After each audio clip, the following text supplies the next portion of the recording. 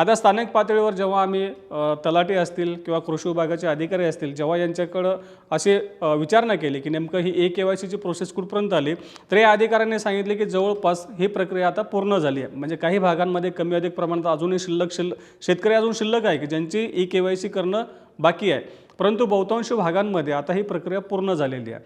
म्हणजे आता या शेतकऱ्यांच्या खात्यामध्ये पुढच्या काही दिवसांमध्ये जी काही मदत आहे ती मदत जमा होईल.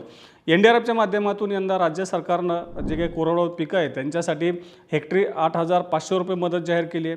तसंच जे काही आपले बागायती पिकं आहेत त्यांच्यासाठी 17,000 रुपये आणि जे काही बहुवार्षिक म्हणजे फळपिकं आहेत त्यांच्यासाठी 22,500 रुपये प्रति हेक्टर याप्रमाणे शेतकऱ्यांना मदत मंजूर करण्यात आली आहे. आता दुसरी जी मदत आहे ती म्हणजे रब्बी हंगामातल्या जे काही पेरणीसाठी राज्य सरकारनं हेक्टरी 10,000 रुपये मदत मंजूर केली ती आहे. आता ही मदत त्याच शेतकऱ्यांना आणि तेवढ्या क्षेत्रासाठी मिळते की जी मदत ज्या शेतकऱ्यांना जेवढ्या क्षेत्रासाठी NDRFची मदत मिळाली.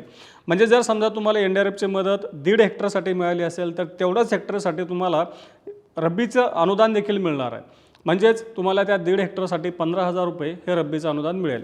वेगळ्या कुठल्याही शेतकऱ्यांचा समावेश या आधीमध्ये नसल्याचं दिसून येतं. म्हणजे ज्या शेतकऱ्यांना NDRFची मदत मिळाली त्या शेतकऱ्यांना रब्बीचं अनुदान मिळतं आहे आणि जेवढ्या क्षेत्रासाठी NDRFची मदत मिळते तेवढ्या क्षेत्रासाठी हे रब्बीचं अनुदान दिलं जातं आहे.